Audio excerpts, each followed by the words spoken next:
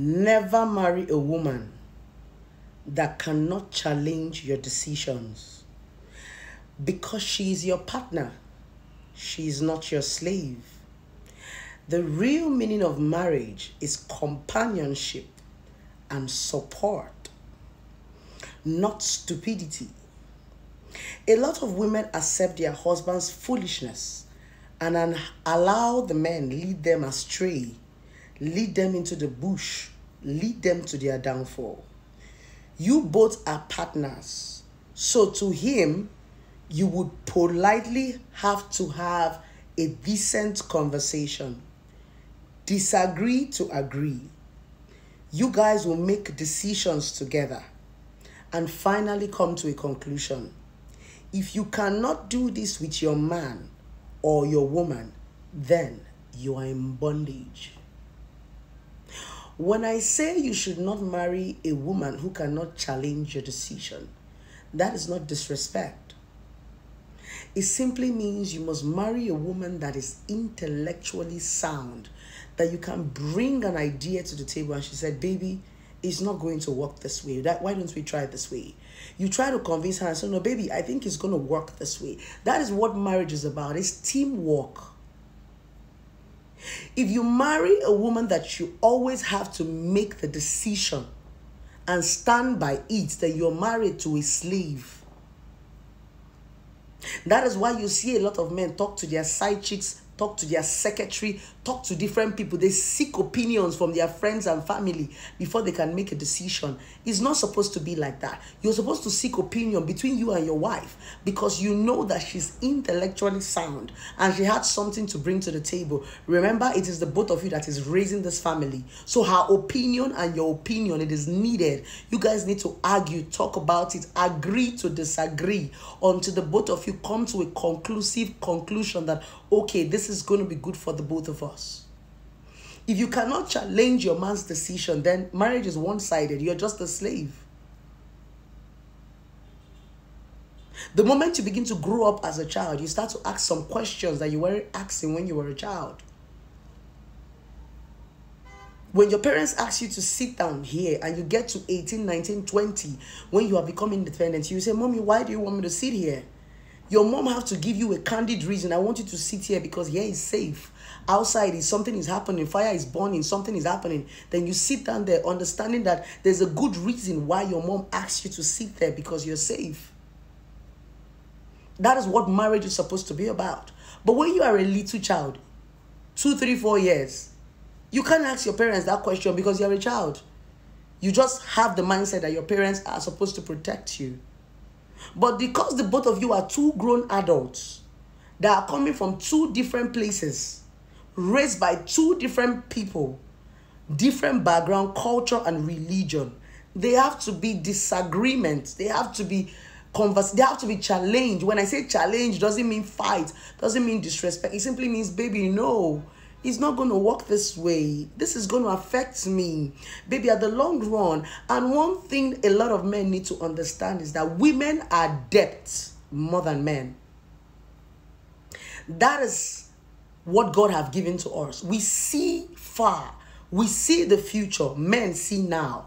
Women see far because we have children. So anything we are doing, we are looking at the future. We are looking at our children. How many children we have? What is their father going to leave behind? How are these children going to start up? What foundation are we giving to these children? What roots? How do we groom them? That's how a woman thinks. That's the reason why it's always good to marry a woman that you can talk to. Because a lot of you men don't marry women you can talk to. You marry women that you can control. And when you go to a home and see where a man is making all the decision and control, you will see that that home will crumble. That is why when a real man wants to get married, he will leave nyash, he will leave breast, he will leave all those physical attributes and begin to look for a woman that is depth. Depth simply means a woman that looks beyond the surface, because what you see now is not what you're going to see in the future.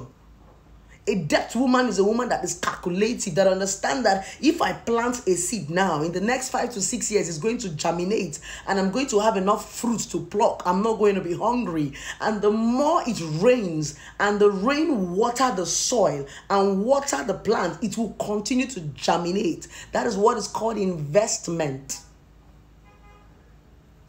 It is a woman that would remind a man. If not, men don't really think that deep.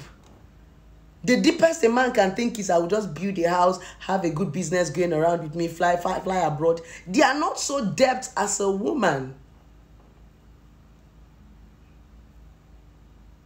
Women understand, especially in Africa, that we carry all the responsibility. If the pikin no good, na the mama. If the pikin good, na the mama and the papa. That's why women always fight. Women are more futuristic. They are more depth. It looks as if we are stubborn sometimes when our men want to make some decision. It's not because we are stubborn. It's because we are looking at the future. The man is looking at now. Sometimes some people will think you are not normal. You are a nag. This woman is always fighting. No, we are not always fighting our boyfriends and our husbands. We are looking at the future. Especially when you see there are some men that are naturally extravagant. That is how their God created them. Example, my father. My father makes so much money, but he doesn't know how to invest money. I've said this a whole lot of times. At some point, he had to accept that that was his weakness. A lot of men get married and don't want to believe that they are weak. Weakness does not mean that your wife is going to beat you or... No, weakness simply means there is a place you are not perfect. And that's the reason why you need a partner. If you are perfect, no need to marry. Be doing the things by yourself. The essence of needing a companion is because you know there is a part of you that you're not so good at. You need help. That is why in the Bible, Adam was doing everything alone in the Garden of Eden. God saw him and knew that he needed a helper. It wasn't as if Eve came to do everything or Eve came to mow the lawn. Adam was still doing the same thing he was doing even before Eve came. But Eve was a companion. Even when Adam is mowing the lawn and doing other things God asked him to do, Eve will stay by his side and be gisting him. He will not feel lonely. He will not feel alone because Adam couldn't talk to the animals. The animals couldn't communicate. That was why a woman was created. To assist. To support. Both in decision making and in everything. If you're a man and you cannot seek your wife's consent when you want to make it, then don't marry her. It simply means she doesn't have sense.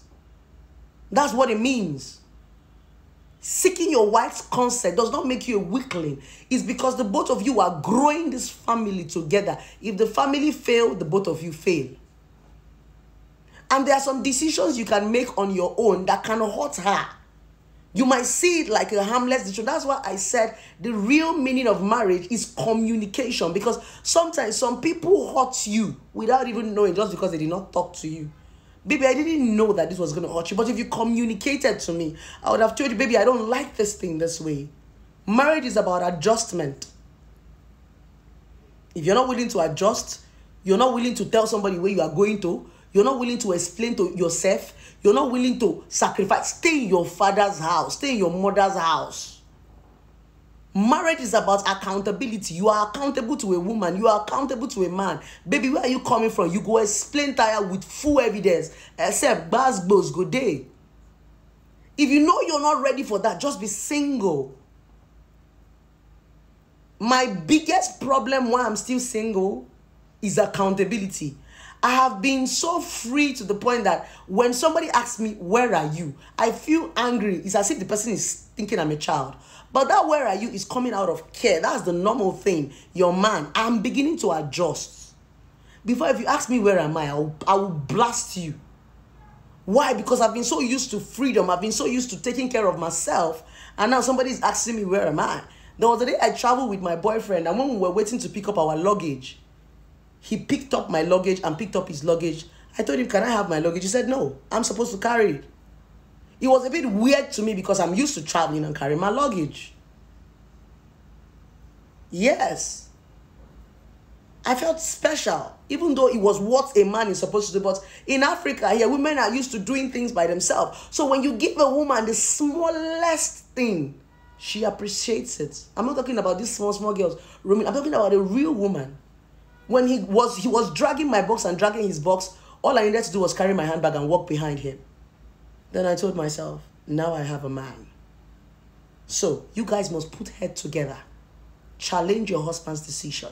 If you don't, it will affect you and your children in a lifetime. But do it politely, not with insult. I love you.